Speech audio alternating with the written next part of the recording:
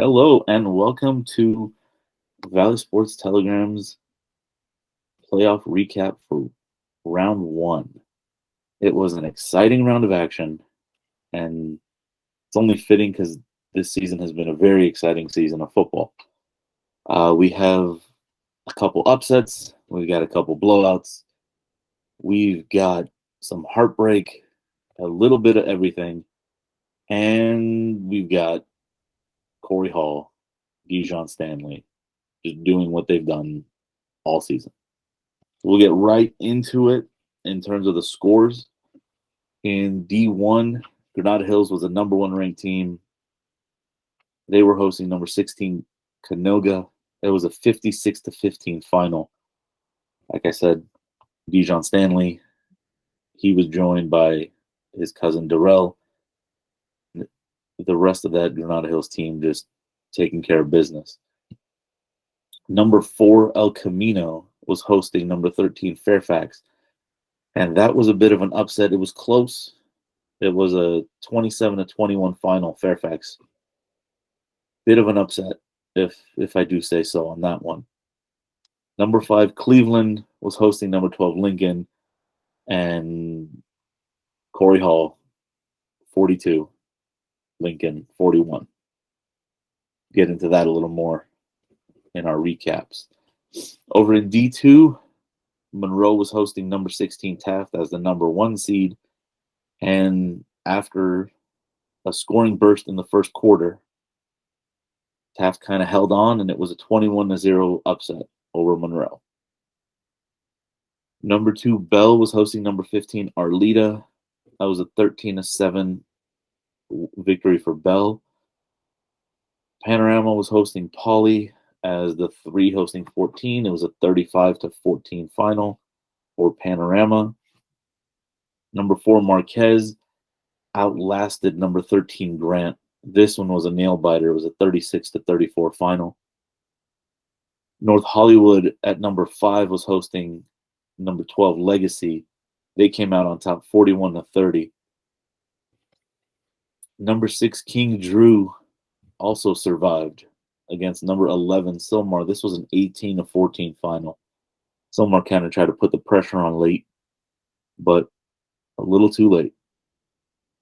Number 8 Kennedy just came out swinging, and they took out number 9 Jefferson. It was a 20-3 final.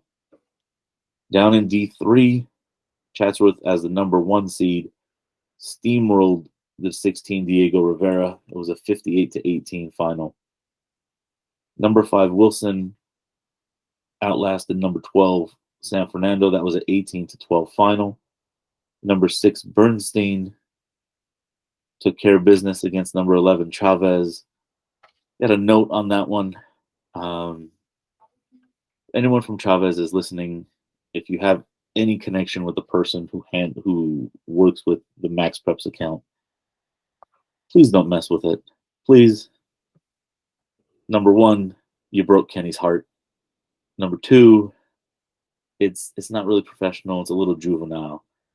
We're on our end, when we're a smaller staff currently, we rely on things like Max Preps to keep an eye on you guys. And when we look up and we see a 33-30 final in favor of Chavez, it really is a bummer to wake up the next morning at 6 a.m. and see that no, in reality, it was a 38-6. This isn't the first time, but this one was really consequential. So going ahead, anyone from Chavez listening to this, please just make sure whoever's doing the Max Preps account keeps it steady, for everyone's sake. All right. And the last match we had in D3, number 7 Southeast only managed a safety against Verdugo Hills, who was number 10, and that was a 13-2 final, and Verdugo moves on. In all of it, there's some exciting notes, and we'll let Kenny jump in and share his piece. So in recapping week 1, the opening round of the playoffs, we saw some upsets like we talked about. We saw some close games. We saw some slugfest. We saw some teams having to really kind of figure out who they were to kind of survive and advance. So what I'd like to do is kind of go through the brackets by numbers in terms of our Valley participants. Obviously, in the playoffs, we started with 18 teams, which is a pretty good number. It was the very good representation in terms of the way the Valley was represented in terms of the city section into the playoffs. And after the first round action, we're down to 9. We got our one participant in Birmingham still alive in the open. We got 2 in Division 1 with Granada Hills, the number 1 seed overall, and the number 5 seed in Cleveland. We've got 4. The most teams we have are in Division 2, which was our most stacked division, which felt like the Valley division of all of the 4 playoff divisions. We still have 4 remaining survivors in that bracket, with number 16 Taft having pulled the upset over number 1 Monroe. We've got number 8 Kennedy still standing. We've got the number 5 seed North Hollywood still alive, and we've got number 3 Panorama, who had a strong showing. NoHo and Panorama had strong showings in that first round. And then Division 3, we've got two teams still standing. The number 1 overall seed Chatsworth and the number 10 seed Verdugo Hills. Of those 9 remaining teams going into round 2, we've only got one head-to-head matchup in the quarterfinals, and that would be number 16 Taft and number 8 Kennedy.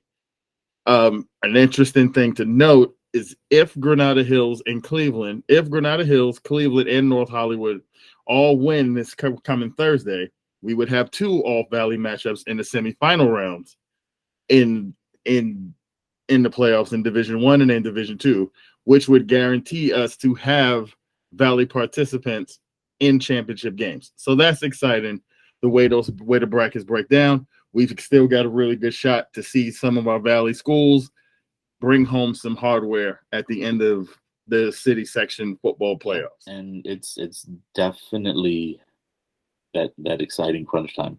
I wouldn't trade it for week 0 at all, even though week 0 is its own bit of excitement. This is where the intensity ramps up. This is where the excitement ramps up. And intensity is pretty much what Kennedy was bringing on Friday. You've got some notes on that. So, take it away, Ken. Yeah. For full disclosure, I was a bit under the weather this week. Wasn't able to. It was the first week all season. I wasn't able to physically attend games, and that killed me. I've watched a lot of these teams compete. It was going in when the brackets got released. I had a hard time figuring out where I even wanted to go because I wanted to be everywhere. If I could have been an amoeba and split myself into 8 Kennys, I would have been everywhere if I could have. But sometimes out of sickness comes opportunity. And what I was able to do, because I wasn't able to be out and at these games, I was at home and I was able to get a 6-way screen going, and I watched everybody. I kept an eye on just about as many teams as I could physically get a stream to, because I wanted to see how teams would come out and perform. I wanted to see.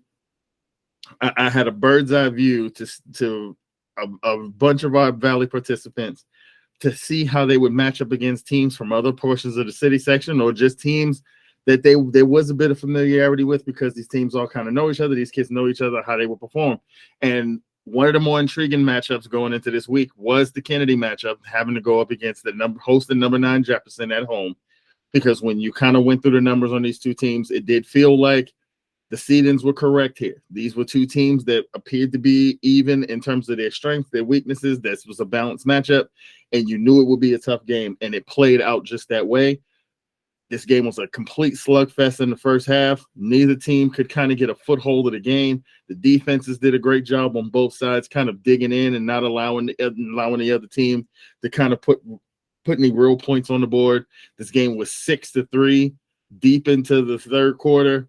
And that's when Troy Cassidy, the madman that he has been all year, with that dogged belief in his players that no matter what they call in any situation, they're going to get it done, goes for the fake field goal at 6-3, converts it.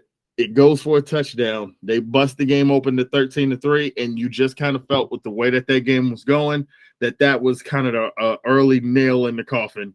Jefferson at that point and that war of attrition, they were the ones that started to not be able to answer the bell. And that kind of, you saw Jefferson kind of be able to start to pull away. They put another touchdown up. Final score went up 20-3, and Jefferson moved on, and Kennedy, moved on to the next round. And good on Kennedy. That was one of those games. It's a show me game. Another team comes into your building, and they came in there to fight. The fact that Jefferson only put 2-3 points on the board was not necessarily indicative of how hard that team was playing. They played well, but Kennedy was just a little bit better at every turn when it came to brass tacks, in terms of being able to shut down those drives, in terms of being able to stop Kennedy in the big moments, in terms of being able to stop Jefferson, in the big moments. And when they needed to make the plays in the second half to put the game away, that's exactly what this team did. It's exactly what you want to see from a team that, even as an 8 seed in Division II, what we know of that team talent-wise, having seen them all year, we expect them to be able to put together a couple of wins and make a run in this D2 bracket. It's set up for them now with Monroe getting knocked off, even though Taft is not going to be an easy team to deal with. But this team has the talent, and they showed it in this Jefferson game, and they have the guts and the tenacity to put together a win in a game in which everything kind of looks ugly, and that bodes well for them going forward. So congratulations to Kennedy moving on. That was a tough win and a gritty performance, and it might bode well for them going forward. It will definitely be momentum that they can take into the next round. And this Taft team is maybe a false 16. I mean, they're definitely better than being the worst team in the division, right? And they came out and they proved it against Monroe. Monroe, well-earned number 1 seed in Division II. We were kind of worried they might get pushed into D1, where they would definitely be outmatched. I kind of believe the top seed in D2 was well-deserved. But to be fed a team like Taft in the first round is a tough challenge. And for 3 quarters, they were up to the task. But it didn't start the way you would want to start. So Taft wins the opening toss, and they defer. Kick the ball to Monroe, and this was a weird kick. Brandon Williams seemed caught off guard by the kick. It went over his head a little bit, so he turned, caught it. I think he fielded it at like the 1 or the 2. Side note before I go any further, I think he let the rest of the kicks go into the end zone. He didn't try to field it after that. Because when he ran this first one back, I think he was stopped at like the 10 or the 12. And there was a block in the back penalty on the very first play. That kickoff is just... So now half of this into the goal, they're around the 5. And first play, Taft defense just stuffs the run game. And okay. Second down, what are you going to do? The defense pinned their ears back, and they got to Rosales for a safety. At first, from where I was standing, I couldn't tell if they actually had him in. It took a second, but the officials were like, no, he's in. He didn't have forward progress. 6-yard sack, safety. So immediately, boom. 45 seconds into the game, they're up 2-0. And they're getting the ball on the free kick or kickoff, however they choose to do. So they tee it up, kick it. Taft gets the ball at the 50. And they do what you're supposed to do when you get short field like that. Methodically go in. And this is when I was going back and looking at how long it was. They took 5 minutes to go 50 yards. That's methodical. They took their time, and they got inside the 5, and their tiny little slot receiver, Leo Lesham, he came across on a jet sweep, found the edge, and 4-yard touchdown. Now you're halfway through the first quarter, and it's 9-0, and Monroe's only had the ball for 2 plays. So they get they get the ball back, and you're thinking, okay, maybe they can make something happen. But this second drive, you saw something uncharacteristic they hadn't done all year. There were nerves in some of these seniors, and the team that was like, we're going to stomp you, bend, our defense is going to bend, it's not going to break, our offense is going to take care of business. The offense stumbled. There were some penalties kind of throughout, but the biggest issue was these shotgun snaps that they've been doing all season. And Rosales plays out of shotgun for the entire game. And he had multiple snaps that he had to jump to catch. Reaching for a snap every now and then, up high happens. But there were many times where he had to get off his feet to catch the snap. And by the time he lands and hands it off, the defense is in the backfield. And so that first drive, again, doesn't get them anything. And Taft turned it into another touchdown in the first quarter. So all of a sudden, you blink and 15-0. They missed the extra point. But right then, the Monroe defense was like, okay, cute. You guys got some points. Cute. And they locked it down. I mean, Taft was able to get a couple first downs. They chewed a lot of clock, but they rarely got into the red zone. And if they got towards the red zone, they would go for it on 4th down. And most of the time, that Monroe defense was like, no, we're not having any of this. There was a tough one. Monroe was trying to make something happen in the second quarter. Again, they get issues with the snap. There's a couple penalties. And now Taft has the ball with a shorter field. And they get into the red zone. And first play, stuff. And I was watching it from the back of the end zone. I was like, this is a moment where either Monroe takes control of the game on defense or Taft makes a statement. And the very next play, the Taft quarterback, Devin Conroy, finds Lesham up the middle in between 2 defenders. Touchdown, 21-0. And that was with like 50 seconds left in the half. But 3 scores is manageable, especially the way Monroe's defense had been playing. If they came out in the second half and their offense was clean, they had a chance. Especially that first drive, Taft gets the ball. They get a first down, and then stuff the run. Big sack. Boom. It's after that first down, they did nothing. 3 plays, punt. But that Monroe offense just couldn't figure it out. And it went back and forth like that the rest of the night. Their defense would bend and hold. And the offense had a couple moments where they drove the ball and couldn't do anything.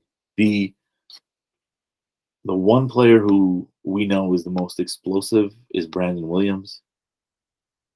And I think the back-breaking play for Monroe, like after this, their spirits were crushed. I couldn't see them getting back in it. And the attitude on the sideline just was done. They were in the red zone, and Williams was running a post from the outside, and he's splits 2 defenders. He has a step on both of them, and the ball's coming, and he reaches for the ball and runs into the back judge. Just like, what are you doing there? In my head, like, why? And my first thought was, well, do Do you just run the play again? As the official, you got the opportunity to be like, not bad, run it again. No incomplete pass. Next play is a stuffed run, and then the drops come out. Like Monroe had 4 or 5 drops on offense, just wide open passes. But at that point, they're mentally they're done. And these are kids who just feel like they're not getting any breaks, and they're mentally not able to do anything, and then that happens. And I mean, they fought. It was tough. The defense didn't stop at all. And even at the end of the game, they got the ball back, and that was Senegal's message, right? You're not fighting, you're not stopping till the end of the game. That's just what they do. And they tried to march the field again. They got into the Taft side of the field, and a couple drops. And Taft took 2 knees, game over. It was a hell of a season for Monroe. They've got nothing to hang their heads about. It's been easily 50 years since they won a league title. And I mean 45 if not 50. But still, you're talking about this is the first team in a generation or two generations at least to do something, to win a league title. So this team has nothing to hang their head out. These seniors have done the first thing they set out to do. They can hold their heads high. Taft took care of business and moves on to the next round. So congratulations to both teams, but there's got to be a winner and someone's got to move on. And the only thing I'll add to that is, like to piggyback off what you said, this was a program. I talked about it a lot this year, and these kids took a lot of lumps coming in before this season. They had won 4 games combined in the last 3 years. So what these seniors did this year and sort of leaving a legacy on the mark, and like you said, like multiple generations where this school just hadn't really hadn't given their supporters much of anything to hang their hat on. They went out this year and they won the East Division. It won that East Valley title. No matter what the North Hollywood parents might say in our social media comments, they won the East Valley title. They beat you. Sorry. Even if there was not an accord with the coaches, which there is, that in football, if you win the head-to-head, even if we are tied, that head-to-head gives us the tie. They agree that the tiebreaker gives that school the championship. So no, there was no co-champions. They were the East Valley champions, and they deserve that. They earned that. That's theirs. That's theirs forever. Their banner's going to hang in that gym. When they come back in 10, 20 years, if their kids go there, we did that. And the playoffs sometimes can be the luck of the draw. This was one of those things, like you said. This is a fall 16. If for no other reason, this is the defending Division III city champions. Yes, they still have quite a few kids and a coaching staff that ran the table last year from a similar position and won a city championship. So they're no strangers to going on the road and putting together a performance because they've been having to do it all year. So it was a tough draw from that standpoint. But like you said, Monroe, they stuck in there. They hung in there in the game. They got down big. Sometimes in a situation like this, where the gravity of what the game is makes it hard to kind of overcome those obstacles when you get down big early. But hey, nothing hang their hat on. Congratulations to them. And hopefully Senegal kind of turn the corner on this program in terms of being able to kind of repeat this next year and kind of stay at the top of the East Valley. So yeah, congratulations to them on a great season. Yeah. And I mean, the one thing I'll close it out is, Senegal did tell me that this was the first group that was full of studs. You've got players who can play, you got players who are passionate, but this is probably top to bottom his most talented team, in addition to the culture he's put in place for the last 17 years. Yeah. He's built that culture. And then you take that culture and you add this level of talent. This is a team that wins a division title. And, if a couple breaks go the other way, maybe they make a run. But it's talent meets dedication. And he had it. The dedication has not been in question since he took over the program. Now the talent met. And I'm going to use that to go into the next one where you're talking about talent, dedication, drive. Three things that encompass probably one of the most electrifying players all around in the Valley, if not the city. I think he is probably one of the most electrifying in the city. Corey Hall from the Cleveland Cavaliers. And what they did on Friday, you had that as your main screen. Kenny, take it away. Here's where I'll start on this game. I text you before the game, and I said, you know what?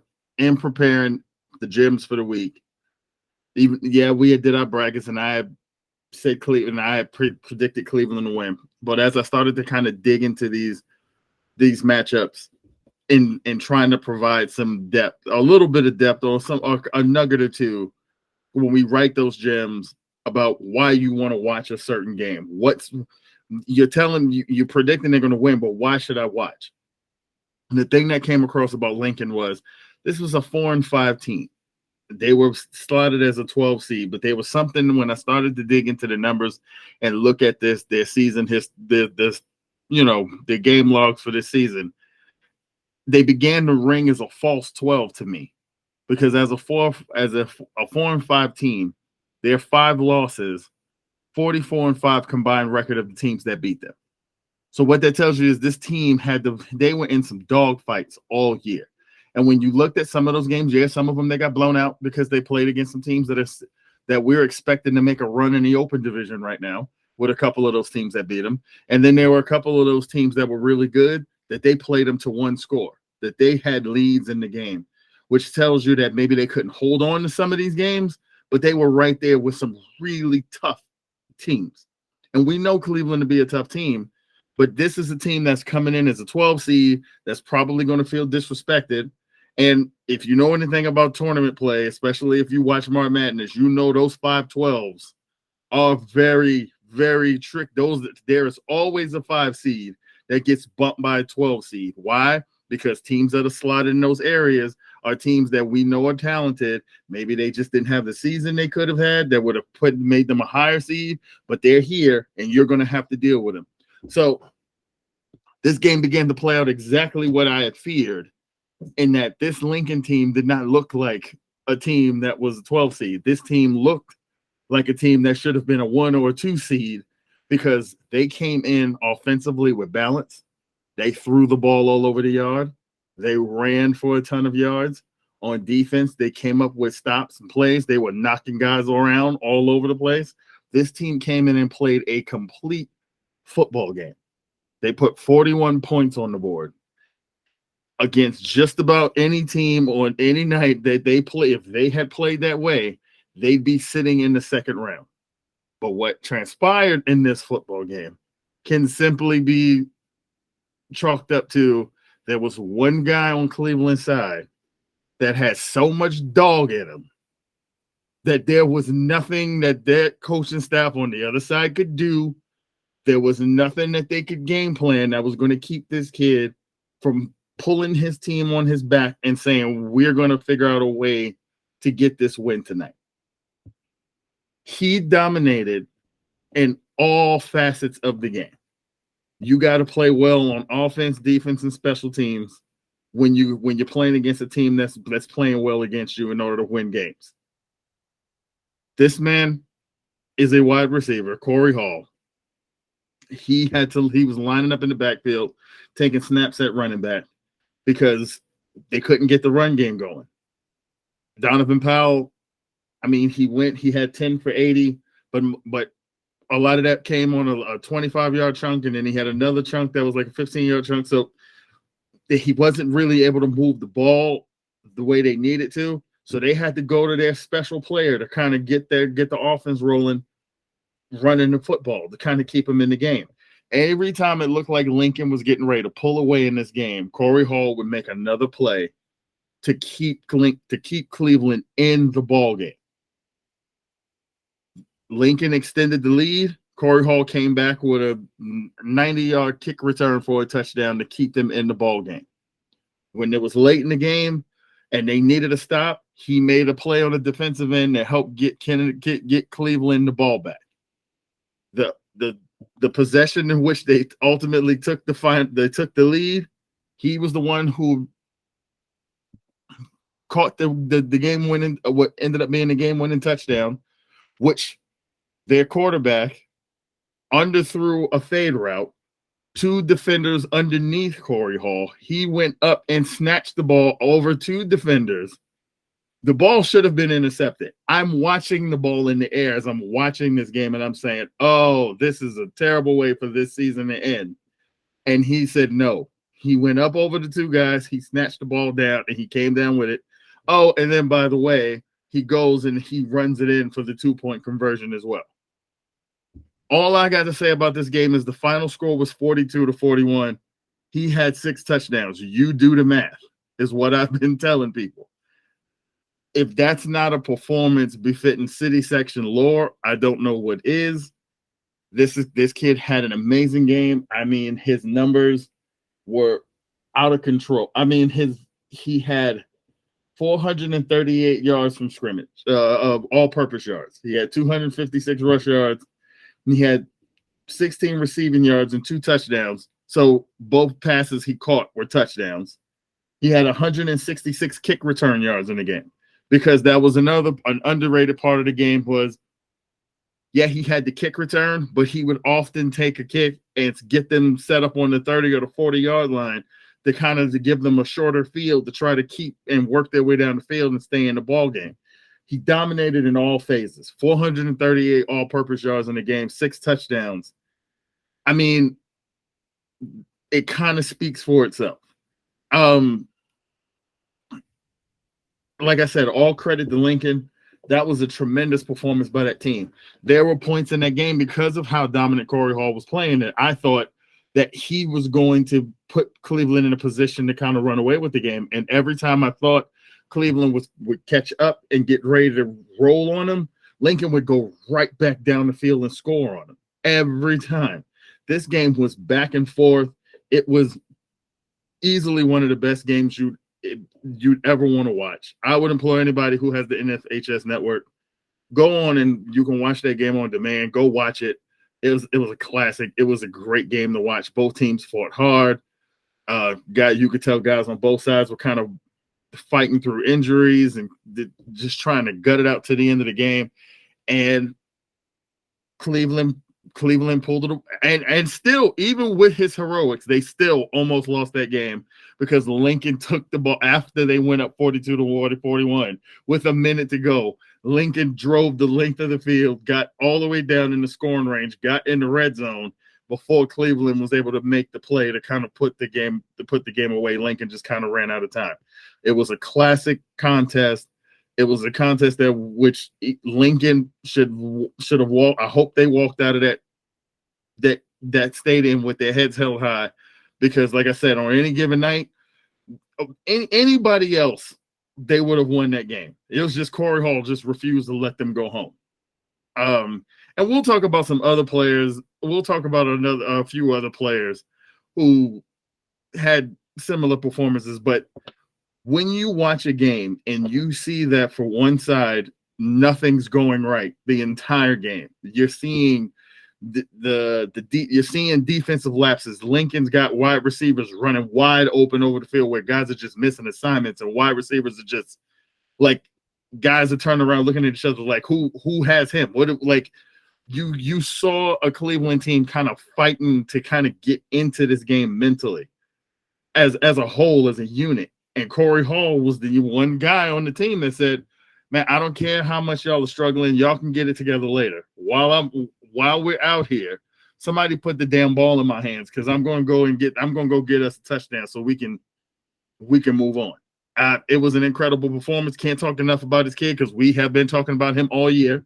So it was the kind of performance that kind of cemented everything we'd said about this kid all year long in terms of like he's rightfully the front runner for city section player of the year. Not just the Valley, but the entire city section. Yes. You can date our love of Corey Hall for this season specifically back to August 19th to be exact. Mm-hmm. We've been known that he was gonna do this all season. Since week 0, when I saw him going crazy against Kennedy in week 0, this kid has been a consistently impactful performer for this team all season long. They've kind of ridden on his back when the team hasn't played well, and they've got other players who've played well from this year. Nino Lopez has played well. Shackelford, the other wide receivers, played well for them at times. We've talked about Donovan Powell being an impactful player for them at times this year. But consistently, the guy that you count on is number 11. That guy, no matter what the circumstances is, no matter how good the team is that he's going against, he's going to get his. Carson, as great as Carson is, the number 2 seed in D2, yeah, they kind of roughed up Cleveland when they played them. But you know what Corey Hall did at the start of the game? He had a 95-yard touchdown to start the game off, which just kind of let you know. You saw what he did against other good competition, what he did to Palisades this year. This guy has been a tremendous performer all year long, and this was kind of a signature performance that kind of just stamped that I am that guy. I'm him, as the kids say these days. I am him, because that performance was it was undeniable that he just couldn't be stopped, to the point that I'm watching this game and I'm actively like I'm pulling my hair out for the Lincoln coaching staff, because there were plays that he made that were well defended, but he was going to score anyway. He had a slant pass that he caught that he bobbled. Ball went up in the air. Most kids in those situations get alligator arms because they know they're going to get hit by 2 people, because now there's a ball floating in the air in the middle of the field. He snatched it out of the air, bounces off of 2 guys, and drags another couple of guys into the end zone. And it's like, if you're Lincoln, you're like, we defended that as good as you can defend it. We have 4 people on his back. Like, I don't know what else you're supposed to do in that situation. There were times when he was running the ball where they set the edge and he's in the grasp and he just will spin and spin and spin out of things and then get loose. And it's like, as a coaching staff, you put your kids in position where we're going to try to stop number 11 or contain them as much as we can. And he still ended up with 6 touchdowns. So you kind of just wipe your hands of it and say, you know what? We did what we could. It wasn't meant for us to win this game. We put up 41 and that kid put up 42. All right, you tip your hat and we'll see you guys next season. But so I'll end it there. It was a tremendous performance by both teams. It was a gutsy performance by both teams. Lincoln still almost found a way to win that game. So kudos to them. They fought literally till the final whistle. So good on Lincoln for how they performed. They deserve all the credit in the world, because they play like Corey Hall scoring 6 touchdowns is not an indication of how well Lincoln played in that game. So that was a classic game. And yeah, Cleveland's moving on. They're moving on and see if he can repeat that performance against Fairfax next week. That really, really was a special player doing special things. Like Kaylee said, you can date it back to mid-August. Kenny was on at week 0. I saw him week 2 or 1 whenever they played Grant. Kaylee saw him the week after. So we have been pumping this kid up since the beginning of the season. And another pair that we've been pumping up that is very special, that has been doing insane things all season. One of them's going to Utah, and the other one's a sophomore. It's the Stanleys at Granada Hills. They ran over Canoga. Kaylee, take it away. By run over, you mean that they shot down those hunters. They put on a performance that for week 1 in the playoffs should have every other team that they have to face in that bracket quaking, because they, between the two of them, scored 7 of the team's 8 touchdowns Friday night. And I know that because they were keeping track right next to me on the sideline. So they're well aware of the damage that they're doing. But the game started off with actual injury by number 15 for Granada. Ricky Negri was hurt. And it's almost like, you know, a hurt dragon can still breathe fire, because the whole game he was just rattling off from the sideline, flaming Canoga Park. And they felt that burn. They definitely did, because with 3 minutes and 30 seconds into the game, you already have a touchdown. Darrell Stanley with the touchdown, and then DJ Richmond followed up with the 2-point conversion. So after Canoga had scored in the first drive, now all of a sudden, 3 minutes later, you got Granada Hills with what could have been called the game-winning touchdown at that point, because from that point on, they had the lead the entire game. The next score was also by Darrell Stanley. So at this point, he has 2 touchdowns. It's 14-7 at the end of the first. And then every time since then, the Canoga got the ball, it seemed like they just couldn't get down the field. They were always punting the ball back to Granada. And then by halftime, I mean, it was rough. By halftime, it was 36-7. But, you know, Canoga seemed to get a little bit pumped up. It's almost like they, were confident that the game could potentially be saved, or at the very least they could put up a good fight against Granada so it wouldn't look so bad on Max Prefs. But Dejon Stanley opened up the second half with his 3rd touchdown of the night. So Darrell Stanley then follows up. It was a Stanley show the rest of the game. And he comes back, scores another touchdown. At that point, that was his 4th touchdown. So that was their 7. And that they had both gotten by the 3rd quarter. So they didn't even really need to play in the last quarter of the game. And then at the end of the game, you've got Canoga taking over. They had ended up forcing a loss on yardage for Granada with maybe 5 minutes left in the game. They caused a big loss on Granada, so they got the ball with 1st and goal. They scored on that drive, so then they brought the score up to 15, but Granada already had 50 at that point. They still weren't done. With 3 minutes and 30 seconds left in the game, Isaac Delgado got a touchdown of his own. That was the 8th touchdown for Granada of the game. So then it was 56-15 was the final score. But I think the whole theme of the game is whatever attack you try to put on Granada, they're going to mirror it back to you 10 times harder. There was a few, I think it was 3 total, and only 2 of them actually ended up counting for touchdowns, punt returns for touchdowns by Granada. On one of them, it was Dejon Stanley, who there was an injury flag called on his first punt return for the touchdown. And on the next drive, when they got the ball back in possession after Darrell had finished it off and scored the touchdown for real, when they got the ball back on the next drive, they ran the same play again. And Dejon Stanley's return touchdown counted that time. So 2 of their touchdowns that night were punt returns. And then they did a great job, and they saved their bodies. They're healthy. They're going to fight another week because they preserved themselves in that 4th quarter, because they definitely had Canoga Park mad. And I would not have been surprised if there were more injuries on the Granada side had they not let up a little bit in that last quarter of the game.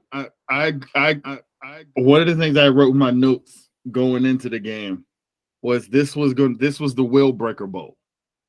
These are 2 teams that are known for breaking the wills of their opponents, but in Yeah. very different ways. It's like Mike Tyson versus Muhammad Ali. Canoga Park is a bully. The way that they go about their business, or the way they've gone about their business all year, is they're gonna gut punch you over and over and over again. They're just gonna keep. It's like a boxer that wants to fight you on the inside. It's just body blows constantly, try to wear you down until you give up. It was a jousting match, 100%. But with Granada Hills is Mike Tyson. There's no need for body blows. It's all haymakers. It's landing that one shot over and over and over again. They don't need the throw combinations, because they're going to hit you that one time, that 80-yard Dijon Stanley run. You're going to come back and try to make it muddy on the inside like Canoga likes to try to do. But how do you do that when this kid can touch the ball one time, and every time you look up, you're down 7 on the scoreboard? Now you're down 14 on the scoreboard. Now you're down 20 on the scoreboard. And you're still fighting. You're still telling them they ain't as good as they think they are. You're still going in there 3-4 yards of a cloud of dust. You still got Corey Roell, who's trying to make magic happen, breaking a tackle and trying to get 3-4 yards, 5 yards at a time. But every time you turn around, they're celebrating in the end zone again. They're high-fiving. They're doing the Cobra Kai. And you look up on the scoreboard and you're like, I don't feel like we're playing poorly, but we're down 29 points at halftime. That's just the way Granada Hills beats people up. Like, Dijon Stanley breaks runs on you even when you think you have him contained, you never have him contained. He's going even when he has an entire field of defenders in front of him, he's getting punt return touchdowns, him and his little cousin. And on top of it, they're so confident. They're so confident in the haymakers that they're throwing, and that they don't need these, like you said, Kenny, these fancy combinations, that they know they're going to score on the first couple plays of every single possession. So they've got the same routine that they run, and it doesn't matter if it fails the first time. They will run it again the next possession, and then they'll succeed. And then their opponent looks like, hey, you should have seen this coming. Like, not to throw down anything on Canoga, because they did play a good game and they fought tough, but like, they're putting reruns on you, and you're still like, it's like doing a rerun of a horror film, and they get scared at the same part every time. Like, come on, you know they're gonna pop out on you. As a former built like a tank box safety linebacker combo player that I was, it is so mentally taxing on defense to feel like I have to be perfect. I cannot miss a single tackle. I have to have my assignment. I cannot be in the wrong place at the wrong time. I have to, if he's lined up in my sights, I have to make this play, because it's going to be a touchdown if I don't make the play every single time. And it feels like, as a defender, every time you make a mistake, you miss an assignment, you miss a tackle, you allow him to break out of an arm tackle because you tried to tackle him high instead of trying to get around his legs, or you overcommitted, and now you've given him a cutback lane, and you thought he was going outside, and because you overcommitted to try to push him to the boundary, he cut it back to the middle, and now he's gone. It is so mentally taxing to feel like if I make one mistake, it's going to cost us 7 points. Like, because if he gets by me or he gets by my teammate, we have no shot at catching him. That is tough to deal with.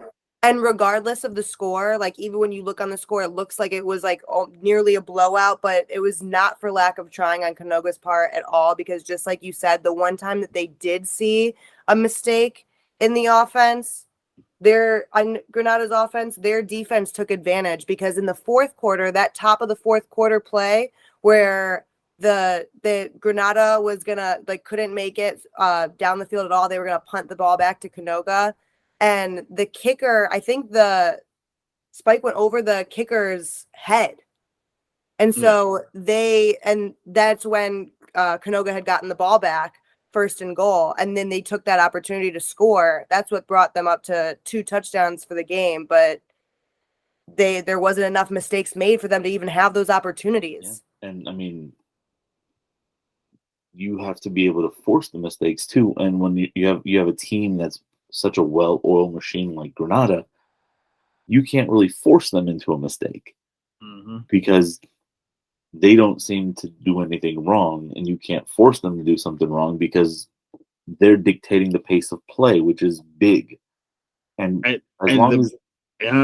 sorry to cut you off, but to piggyback on what you just said, they even eliminated that possibility to me from their offense because they were playing a very young player at quarterback for the beginning part of the season. And when they realized it was more beneficial to just take Dijon Stanley and make him the quarterback, that even eliminated that possibility of let's take the young player off the field who might not be ready to compete at a certain level that we need him to yet. That kid has shown him flashes when they allowed him to, that he's going to be able to kind of take the helm of that offense next year when they're going to need him to a little bit more when Dijon moves on. But right now, you got, as we call him, the Chimera back there. You take Dijon and line him up at quarterback, and who better to trust with the ball in their hands than that kid who is just dynamic with the ball in his hands. And he's so dynamic with the ball in his hands that you key on him so much that then when he hands it to his cousin or to DJ Richmond, they're going to get theirs too, because you don't know where to go to stop that offense.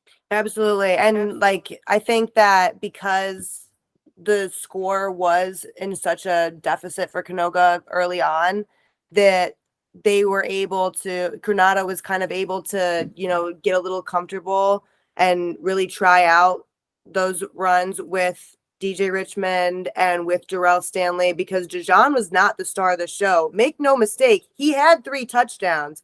He scored almost half their points, but I would not say that, like other games of the season where they were really trying to secure the bag, that he was the star of the show, because he wasn't. The whole Granada offense played amazing on Friday night. And that teamwork is what made the game what it was, and hopefully will make what their playoff run is going to be. Yeah. And that is kind of the exciting part of it, is how far can these kids get? Kenny has them winning the city in his bracket. I'm already busted in that sense, but partially. But it's these special kids that make this time of year so exciting, and that takes us, literally right into Player of the Week, where we've got a host of special performances that we have to highlight. And starting off right off the bat, there's no question about who the Player of the Week is. It's Corey Hall. Again, Kenny, you had the exact stats. I have his rushing totals. He had 19 for 256 and 3 touchdowns. But he had 6 total. There was the one you told me about when we were talking after the game, where they punted the ball away from him. He went from where he was, picked the ball up off the ground, got around the defense, and took it for a touchdown. That right there was indicative of Corey Hall saying, I'm not going home. Get on my back. We're doing this. And, I mean, for a kid we've been talking about the entire season, I'm not surprised, but I'm almost awestruck at him taking it to this next level. We knew he had another level in him. I just didn't know it was this kind of another level. This is amazing. Yeah, and the only thing I'll add to that, because like I said, I already pontificated about that performance when I recapped the game. It's awesome to see someone kind of just put that stamp on everything that you think that they are by having a signature performance that says, yeah, nope, that's I'm that guy. Like you guys know I'm coming, and there ain't a dang on thing you're gonna do to stop me. I don't know if we're gonna win. I don't know if we're gonna lose, but I know what I'm gonna do is I'm gonna dominate whoever you put in front of me. And that's what that kid did. That's what he's done this season.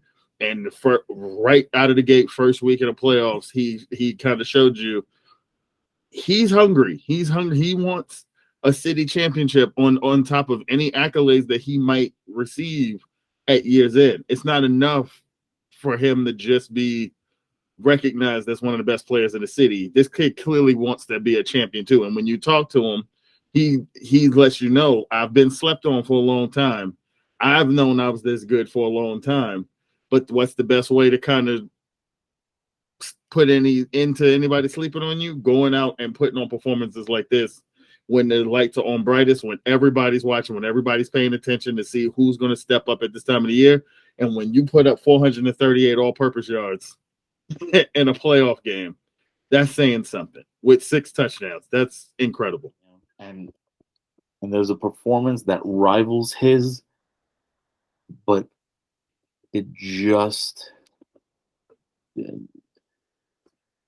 if Corey Hall wasn't playing this week, this would have been the player of the week. You know, we could have done the Chimera again. They're going to get an honorable mention, but our top honorable mention to me is Ronnie Gibson. You know, he did similar to Corey Hall. Now, the defense, from what I saw, we couldn't access this game on NFHS, and we were a little shorthanded, so we weren't there in person. But I had a nice conversation with Coach Fair, and you know, he was clear to tell me, he was like, every time he touched the ball, this kid looked like he was gone. He had 16 carries for 369 rushing yards. That's like 20 yards a carry.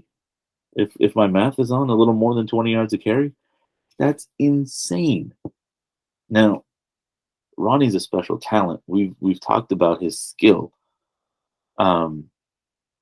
You know, and to go for 369 is special in and of itself. To do it on 16 carries is also crazy. But I think the only difference is his defense seemed to show up a little more than that Cleveland defense. And I mean, Jalen Byrd had 111 rushing yards. So he had his backfield partner putting up another, 100 yards. Corey didn't really have that help. And let me say this, because like I said, we are here to give all these kids a shine and love, and I'll add this on top of this. Okay, we'll give Ronnie Gibson 1A, because one of the things similar to what I was talking about with Dijon, in terms of how at some point in the season, Coach Brooks said, all right, let's put you at quarterback, and we're just going to let you see the defense from that perspective and go out and make a play. Well, North Hollywood has done a lot of that this year, especially down the stretch. I saw them do it a lot in the Monroe game when I saw them in person. They'll do the same thing where they'll take number one and they'll take Arloskis out. They'll put him at quarterback. They'll snap it directly to him, and he'll just say, "Hey, go get it, big dog. Go. You see it? Go hit the hole and go." And So I get it. They put a lot of their success down the stretch of the season has been putting that ball in number one's hand and just kind of letting him see a hole, hit a hole, go. So hey, it was a great performance. He definitely deserves to be mentioned too. Yeah, and like you said, he has been this kind of catalyst. And the last thing I'm going to say is regarding his, and it's a big one, is, anybody at the colleges, if you're listening, Glendale, Valley, Pierce, y'all better come get him. Listening, y'all better come get him. That is a dog, man. And he big, he's durable. He don't got a lot of tread on his tire. He was playing basketball before this year, so he don't got a lot of miles on him. Y'all better come to North Hollywood and come get this kid. He gonna win some games for you next year if you come get him. Yeah, and he has designs on skipping JUCO because he wants to go to a 4-year. He believes he's academically can be ready for a 4-year, which I'm not gonna knock. But if Ronnie Gibson wants to keep playing football after this year, and you're the JUCO coach listening to us right now, get your butt to North Hollywood and convince him that 2 years with you is going to be cheaper, and it could get his college paid for after he spends time with you. Because this kid has the talent, he has the drive, and I mean, don't just take my word for it talking right now. Go find the article when I did the spotlight on him. He is legitimately a player who can help you at that level. You know, and like Kenny said, this is his first year playing football. He's doing this his first year. Give him a little bit more training. Give him that next level and watch him take it to the next level. I believe it's there. I fully believe if this kid is not at one of these 3 Valley community colleges, they drop the ball. If he's playing football at a different JUCO, like if he goes to Moore Park or he goes to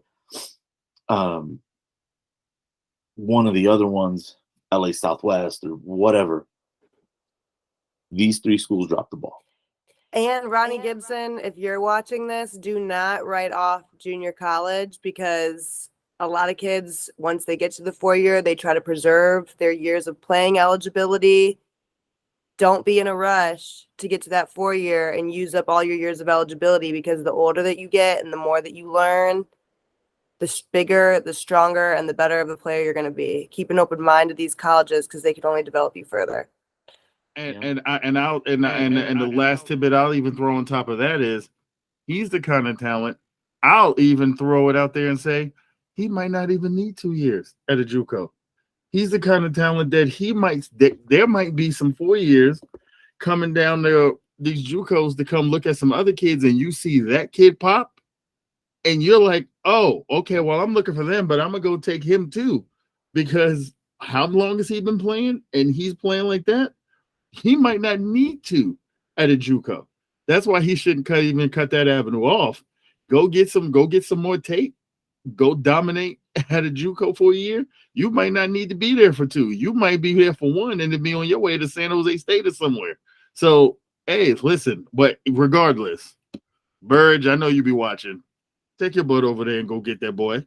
I know you hear me. You better go get him before anybody else come down there and go see him. Go on down there and get that boy and let him know that he could be a monarch. It ain't that far a trip from where he stay right now. So that's all I'm gonna say. We gotta wrap up the player of the week portion. The final honorable mention is gonna go to that Chimera at Granada. I mean, they just lit it up. The third head this time, just based on stats, is not actually going to be DJ Richmond. It's going to be everyone else, because they alternated that third back, and Granada was like, Dijon, get yours, Darrell, get yours, everybody else come get a piece. And so that 3-headed running machine of who's going to get it, who's going to do it, that gets an honorable mention, because they took that game that was tight in that first quarter and just put a stranglehold on it. And I mean, took advantage of a team that had some number issues. They had the talent, but they had some number issues. And when you can knock out a downed opponent, that's what they did. So that's the last honorable mention we're going to throw out there. Let me throw one more in there, just for the sake of throwing it in there. All right, because he's not a kid that we've mentioned this year, and he showed up big for Granada in this game. I talked a lot about Oliver Taylor and Chance Hexamer, those defensive ends. Sean Lopez was an animal in that game. And when he turned it on after that first drive and started really kind of asserting himself in the middle of that Granada defensive line and started getting a push, he made it so much easier for everybody behind him to keep flying to the ball. He really stood out to me on tape. as a dominant force in the middle of that line. And when you play that position, you're not going to get mentioned. You're doing the dirty work down in there because you fighting 2 and 3 bodies. You fighting 2 and 3 people. But he really mucked up the middle of that line, what Canoga was trying to do. Normally, Corey Ruel it's easy for him to find little gaps and creases to get through. And after the first drive, the space just wasn't there. He was tap dancing, trying to find a way to get to the edge or find a way to get up the middle, because big number 75 for Granada Hills was just swallowing dudes up in the middle of that Canoga line. And Canoga's got a big old beefy O-line too. And he didn't care. He was taking on 2 linemen. He was shoving everybody back. So I just want to throw him in there. You got to show big guys love like that when they have, because they're always going to kind of go underappreciated. When a run game gets stymied, it's usually those big boys in the middle that's kind of the leading the way, even though they're not going to show up in the stat sheet. So I just wanted to throw big number 75 some love. That's why we do this, right? We throw love on people who aren't getting love. And that's the whole mission for us.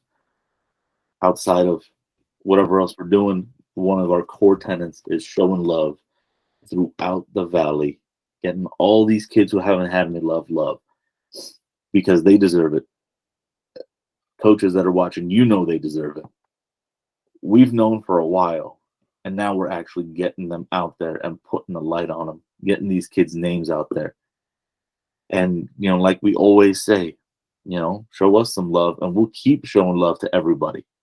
Hit that like button, subscribe button, hit the bell, get some notifications.